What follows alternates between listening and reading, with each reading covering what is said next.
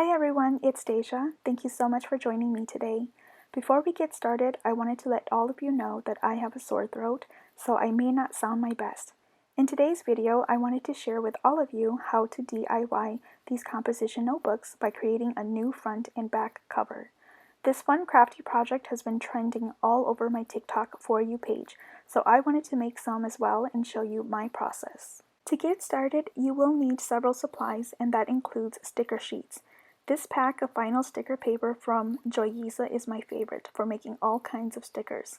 There are 25 sheets in each package, and I purchased this from Amazon. As always, I will link all the materials and supplies that I use in each of my videos in the description section. The packaging comes with instructions on how to use these sticker sheets. As you can see, I have already used a bunch of sheets from this package. I only have like 7 sheets left. But if you are unsure which side is the printing side, be sure to use a weeding tool to lift up one of the corners. That will tell you which side to print. You will also need lamination sheets. This is optional if you want your composition notebooks to have a sturdy and well-protected cover. I'm using single-sided lamination sheets by Scotch and some holographic lamination sheets that I purchased from Amazon. I really like both of these lamination sheets and have had wonderful results with them. I can't remember how many sheets came in this holographic pack, but I know that there are 4 different designs to choose from. They sparkle and they look so pretty. I want to say that this holographic pack was also very affordable, and I think you'll really like them.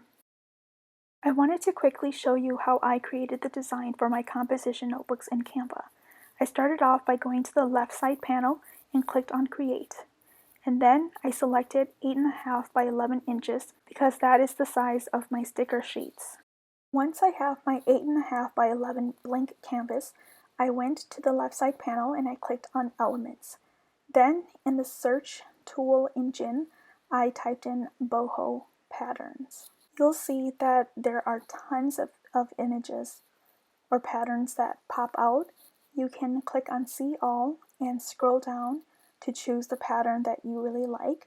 There are so many cute ones, but I really liked this third one with all the beautiful flowers, so I decided to click on that one, and when you click on it, it transfers over to your canvas. You can change the size of this pattern by dragging one of the corners. As you can see, when you drag it out, the numbers in that little black box under where the mouse cursor is, it shows you the dimensions. I really liked the pattern to be at about 3 by 3, so I'm going to drag it down to 3 inches for 3 inches for width and 3 inches for height. And then I'm going to duplicate this design. I'm using a MacBook, so to duplicate the design or pattern, I just clicked on Command D and then it created a duplicate of that image. And what I love about patterns is that they are meant to be running continuously. I don't really know how to explain it, but when you put them together, it looks like one continuous portrait or picture or pattern. And so that's why I chose pattern. And so I duplicated the top 2 patterns 2 more times, so that I got a total of 6 of these images. And then I'm going to click on all of them. You just click on one and then you hold down the shift button and you click on all of them. And then I'm going to drag them out to my desired dimensions. And this one was roughly 6.9 for width and 10.3 for height. Next, I'm going to duplicate all of this entire image because I want to create a back cover that looks exactly like this same pattern. And how I'm going to do that is I'm going to select the first box and then hold my shift button and then click the rest of all of the other boxes, or you know what I mean, the patterns. And then I'm going to go down and click the plus sign to create a second page. Then I'm going to click on Command V to paste what I just copied. And that will be the back cover of my composition notebook. Then I'm going to go back to page number 1 and I'm going to go back to Elements, and in the search tool I'm going to type Composition Notebook Labels, and you'll see that there are tons and tons of different labels that you can choose from. But I kind of just wanted to stick with the traditional look, so I chose this one. And then I'm going to drag it out to be about 4 inches in width, and then figure out where I want to place this label. I kind of just like the traditional look, so I kept it in the upper 1/3 of the pattern notebook for the front cover. And once I was done with that, I wanted to save this, and to save that I go to the top and I type a name for it, and I called this my DIY composition notebook to save my work. Then I go to share and I click download, and then I don't want to save this as a PNG. I'm going to save this as a PDF print file, because that's exactly what I want to do. Is I want to print this so that this could be my new cover. And then I typically like to flatten it, and then I just click on download. After you download it, you can go ahead and print it out, and this is how my front and back cover came out. It's really pretty, and this is on my sticker sheet now. Okay, and then next I am going to trim these sticker sheets down. But first, I want to explain how I figured out the dimensions. You do have to measure your composition notebook to make sure that you know the dimensions, so that when you print them out, they will fit perfectly on it. So this composition notebook, the width was just shy of 7 inches, and it was also a little bit more than 6.5, so that's why I went with 6.8. And then the height of this one was 9 3/4 of an inch. So now we go back to my sticker sheet. I am going to trim this side of the cover, because I am going to put that right up against the lip of the notebook, that little black piece that holds all of the pages and the cover together. And then this is the back side. I'm going to do the opposite direction. So I'm going to trim this side, and this will become the back cover. And it should look something like this when you're done trimming. Another supply that you'll need is a ruler. I just have this ruler that I purchased from Dollar Tree several years ago. This will help you be able to lay down your sticker sheet on the composition notebook. So here I am just lifting up a little portion of the backing sheet of the paper to expose that sticker sheet. And doing this will help you lay it down straight and smoothly with no air bubbles. So I'm just going to place it on it as best as I can against that little lip or that black liner. And then once I have that down, I'm going to press it down with my fingers firmly.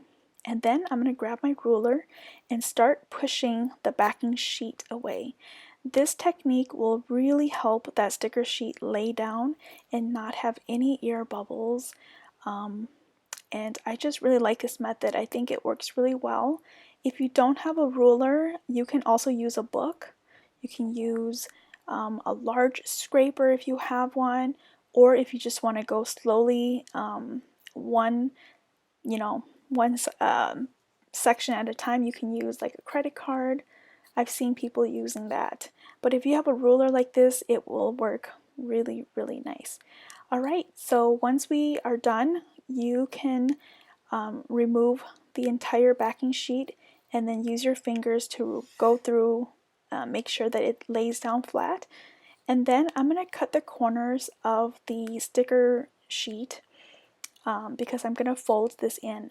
Now, if you don't like it to be folded in, you could just cut everything off, and I'll show you that to you in the next notebook that I'm going to make. But this is, if you want to have this stay on securely, you can cut the corners and then you fold it in to stick into on the inside of the cover sheet. Depending on your preference on whether you like what's inside the notebook cover, you can choose to leave it like that, or if you want to put another sticker sheet to cover the inside of that cover sheet, you can also do that as well. I'm not going to do that. I'm just going to leave it like this, and then I'm going to repeat the exact same steps as I did on the front cover on the back side as well. And if you have any sharp edges from, you know, folding these extra bits and pieces, you can go ahead and use your scissor to cut the corners to round it out. It wasn't too bad, but I just like it to be more round. And then there I have it. My front cover is done, and now I'm going to move on to the back cover and repeat the same steps. My notebook did come with a security sticker. I don't know why there's a security sticker on here, but there was one. Just gently remove that and make sure that it's flat. And then here you'll just see me. I'm just going to do exactly what I did on the front cover. So I'll play some music to speed this up.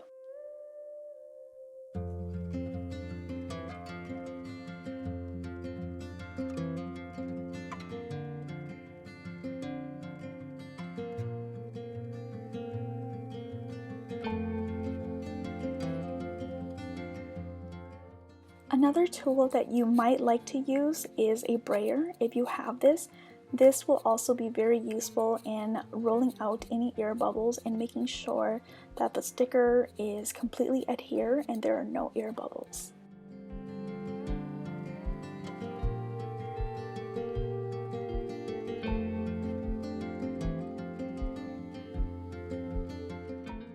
Alright, so the back turned out really pretty just as the front, but I do want to mention that the dimensions on the back is not the same as the front. So just be mindful that when you are measuring, that you're measuring both sides, because as you can see there was an extra little space here.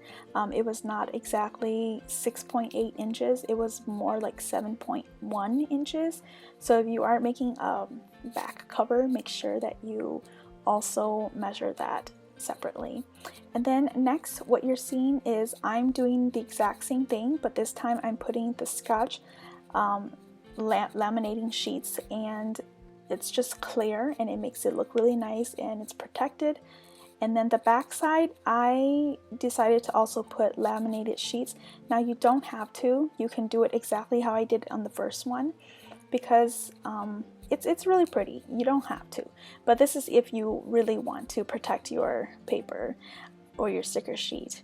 And yeah, you'll just see me repeat the same steps.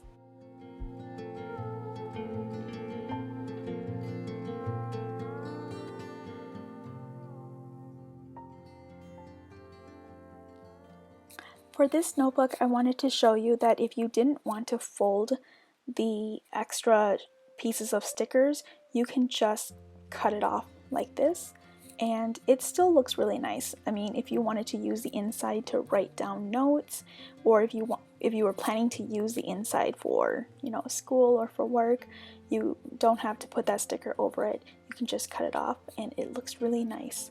And this is the front cover. It's just a clear laminated sheets. And here is the final look of all the notebooks that I made. So this was the first one that I made, and then here's the second one. I'm using this for women's ministry at church. Can't wait to use that. And then I decided to make two fun patterns for my two little ones. One for Zane, he's my 4-year-old, and he loves cars, so I decided to choose a bunch of car patterns. And then Theo, who is 2 years old, he's so cute. He loves dinosaurs, and I chose this dinosaur pattern for him. And I use holographic laminated sheets for both of their notebooks, and they all turned out really pretty.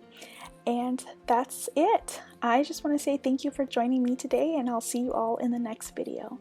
Bye!